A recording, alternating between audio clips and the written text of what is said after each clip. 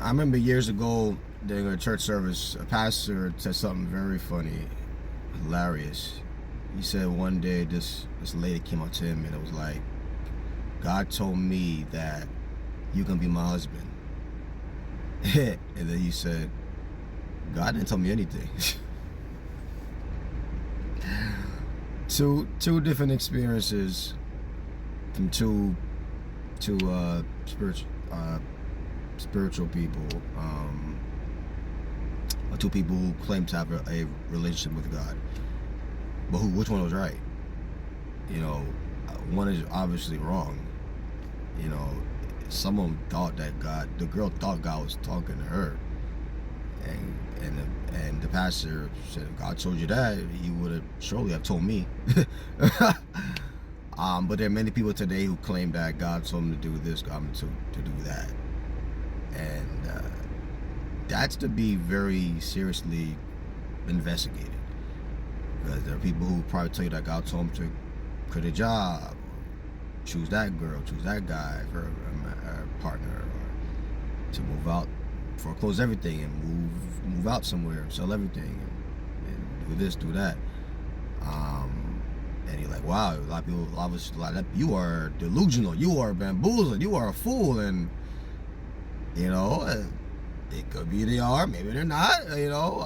But I think that any big move that we do and we claim that God told us, we have to really like sit back and say, because this obviously is going to disrupt your whole life. Your life will be totally changed. And I can't imagine that a holy God would tell you to do something that puts you in a worse situation. You know, but we have to also ask ourselves, if God tells us to do something, is it really God's voice, or is it our own thoughts? Is that us telling us our own thing that we think we should do? Is our own desires talking, our own impulses talking there, or is it really God? You know, and it reminds you too of Abraham. Abraham in the Bible, for those who are familiar, said God told Abraham to sacrifice his only son, right? And boom, you know, that reminds you of God so loved the world that he gave his only begotten son. So there's a shadow of what happened with Jesus in that story. But a lot of us would say, well, I couldn't do that. You know, me, I couldn't do that. What? That voice must have been like totally like undiluted, loud, and to Abraham to really like go and do that. And a lot of us would say, why would he do that? That's foolish. That's dumb. Why would God? That's a wicked God. That's a, you know. But later on, the Bible does say that he did that. Abraham did that, believing that God would resurrect him. And of course, only God can bring somebody back to life. Only God can. And there's various accounts in the Bible of resurrections that have happened. But that's a very wow. But he must have been very well acquainted with God's voice at that time, and you know, I guess anybody can say that they hear God's voice. I think there are people who really do hear God's voice. I think God does speak in a plethora of ways. Why doesn't God speak audibly to everybody? There's various reasons. I mean, first of all, we're in a fallen state. It's like trying to pick up the sound of something that's very quiet on a certain frequency. Like, we are not able to hear that because of a obviously we're in a fallen state. We are not, our ears are not acute enough, like certain, say, animal species, to hear certain sounds.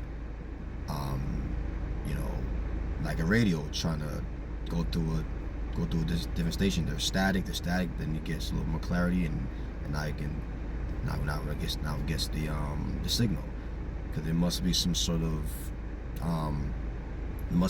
nothing obstructing the connection so that you can hear the radio clearly. With your phone and computers, there must be everything must be clear with the Wi-Fi, the router, the satellites, for there to be a clear communication. Even we as humans, we communicate in a variety of ways, not just verbally, but written words and body language and facial expression. So if we have various ways of communicating, you don't think a omnipotent, infinite God, you know, have that as well. But I don't know why God doesn't verbally communicate with everybody. I don't know. You know, that's above my expertise there. But you know, God does speak through His written word for sure. Proven prophecies, things that have been predicted and have come to pass. Evidences in my own personal life, providences, me getting delivered from various things, healing, and still being worked on, of course. But I've come a mighty long way, and still being worked on.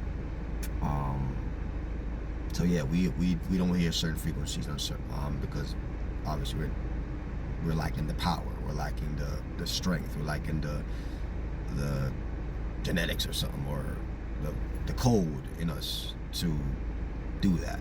You know, call it whatever you want. But obviously we're lacking something vital to keep us from hearing things. Like no one has super hearing like say Superman, you know, because we just like the inner components, the biological makeup, to have that. We have limits in our own makeup, you know, and also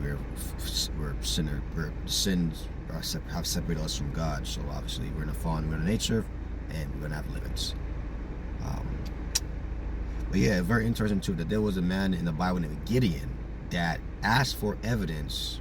If God, are you gonna save us? I need to see evidence. And I think if you think God really called you to do something, I will challenge you. Look, ask for evidence, ask for signs, ask for things to show that this is really you, God, or am I just being fooled here, or I'm just thinking it's you, it's really not. Judges 6 verse 36 to 40. And Gideon said unto God, if thou wilt save Israel by mine hand, as thou hast said, behold, I will put a fleece of wool in the floor, and if the dew be on the fleece only, and it be dry upon all the earth beside, then shall I know that thou wilt save Israel by mine hand, as thou hast said. And it was so, for he rose up early on the morrow, and thrust the fleece together, and wringed the dew out of the fleece, bowl full of water. And Gideon said unto God, let not thine anger be hot against me, and I will speak but this once. Let me prove, I pray thee, this once with the fleece. Let it not be dry only upon the fleece, and upon all the ground let there be dew. And God did so that night, for it was dry upon the fleece only, and there was dew on all the ground. Wow. So there was dew on the fleece, and also was dew on the ground. So there was a time where there was dew on the fleece, not on the ground, and there was dew on the ground, not on the fleece. And both times that Gideon asked for that, it occurred, which further verified him, which further gave him confidence that Israel will be saved by God's hand, rather than going out to war against overwhelming obstacles in front of his face, right? So why would I go out to war and we are just totally outnumbered and it looks really bad right now? Who would do that? Like scientifically, empirically, based on how everything is showing, you wouldn't do that. But if God is with you though, and there's evidence, and you ask God, show you some evidence, show some signs that although we're outnumbered, can we still win this? I need to see some evidence. Gideon asked for the evidence before he moved out, before he continued. There's nothing wrong with asking for verification before you do so, especially as it pertains to God, right? So you want to make sure that you get it right. You want to make sure that you get, as the Bible says, test all things if it be true. All right, y'all? So y'all, God bless y'all. Much love. Peace and blessings. I love y'all, and be very careful with people tell you God told them to say, to do this, do that, or if you claim that God told you to do this, do that. Be very careful with that. All right, you want to be wise, balanced Christians. God bless y'all. Love you.